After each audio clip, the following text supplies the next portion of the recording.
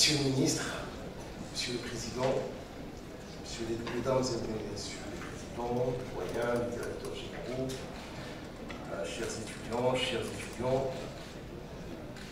Mesdames et Messieurs, chacun en son nom et qualité respective.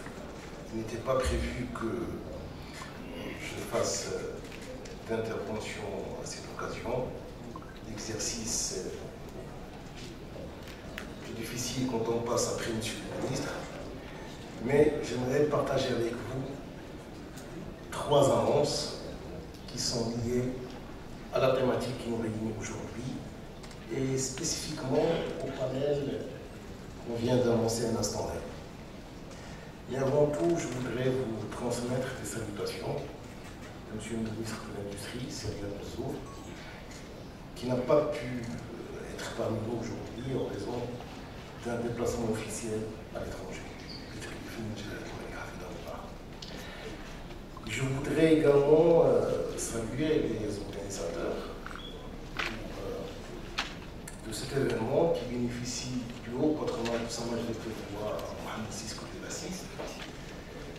Et ce haut patronage royal, il dénonce, comme ça a été dit, de la sollicitude de Sa Majesté envers d'abord le monde universitaire et le monde académique, mais il dénonce également de l'importance qu'accorde le souverain au développement de l'innovation.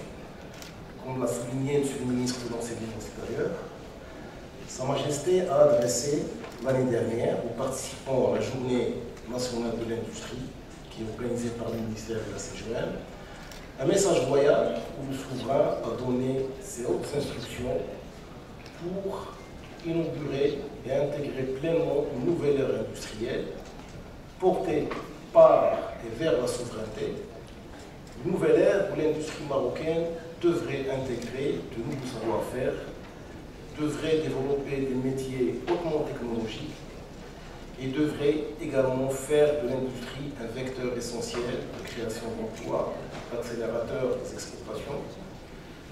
L'industrie qui devrait être un levier de financement des programmes économiques et sociaux ambitieux dans lesquels notre pays est engagé. Et pour atteindre cet objectif, Sa Majesté a défini des priorités qui doivent sous-tendre l'élaboration de la nouvelle feuille de route industrielle. Et l'une des priorités, comme l'a souligné M. le ministre, c'est de développer ce triptyque université, industrie et centre de recherche. Et à cette occasion, à ce titre, cette priorité définie par le souverain constitue un des socles sur lesquels repose la nouvelle feuille de route qui est en passe d'être finalisée, qui sera annoncée incessamment et qui a fait l'objet d'une large concertation avec l'ensemble des parties prenantes, qu'ils soient académiques, universitaires, secteur public, secteur privé, les acteurs territoriaux. Et c'est une stratégie qui fera l'objet, après son annonce, d'une contractualisation avec l'ensemble des partenaires pour le déploiement de l'ensemble des programmes et projets structurants qui sont prévus. Et c'est-à-dire ce grand pavé qu'est le développement de l'industrie, de l'innovation au service de l'industrie, fera également l'objet d'une session dédiée lors de la 2e journée d'industrie qui sera organisée le 16 octobre à Bengrir au sein de l'université polytechnique Mohammed VI. Le choix de Bengrir n'est pas fortuit puisque l'instruction de Sa Majesté c'est que toutes les éditions de la journée se déroulent dans les régions.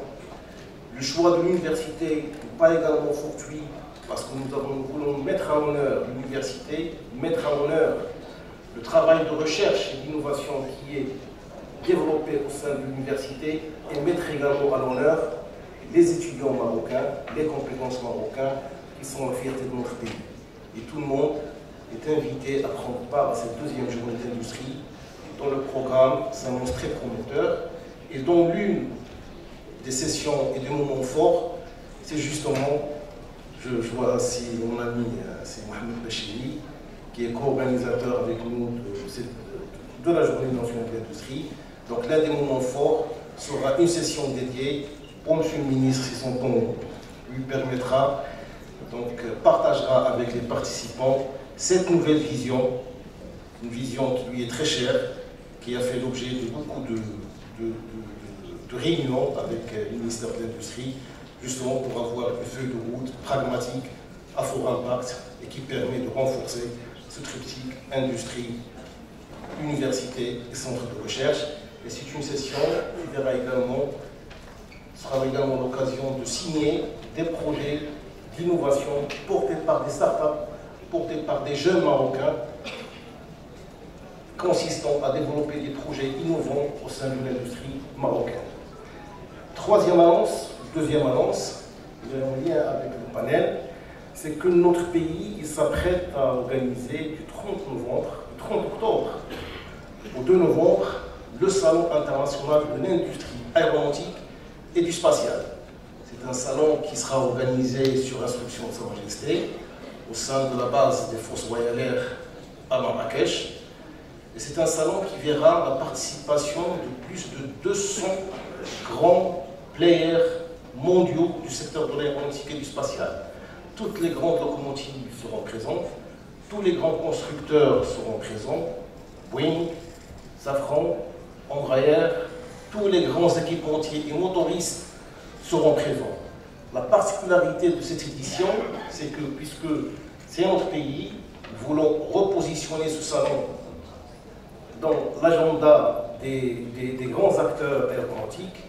La particularité de ce salon, en plus des acteurs industriels, nous avons dédié 2 espaces. Un espace pour les startups marocaines. Nous aurons, Inch'Allah, plus de 30 startups portées par des jeunes Marocains qui vont exposer leurs projets d'innovation liés au secteur de l'industrie aéronautique et du spatial. Et la majorité de ces projets sont des projets qui ont été développés avec des universités marocaines. Nous voulons mettre en honneur ces startups, montrer la diversité de l'écosystème aéronautique marocain et leur dédier un espace digne de leur projet et qui permettra de montrer le génie marocain et les compétences marocaines. Deuxième particularité de ce salon, c'est un salon qui est dédié au capital marocain. Nous avons convié le ministère à inviter toutes les universités, les 12 universités marocaines, les invitons à participer et à prendre part à ce salon. À date, nous avons reçu des confirmations que de certaines écoles marocaines.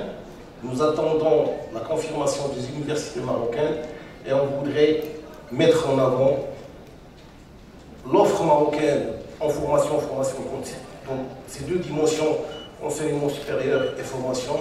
Et nous voudrons montrer le travail qui est accompli par notre pays pour répondre aux besoins de l'industrie aéronautique et également poursuivre son évolution. Je ne vais pas trop monopoliser la parole et je ne manquerai pas de saluer et féliciter le président de la Chambre du commerce, d'industrie et des services, saluer le travail que fait la Chambre, un travail considérable pour qu'elle puisse s'ouvrir sur son monde économique et sur l'université. Je remercie également le directeur général de l'Ensemble pour cette belle initiative et je vous remercie.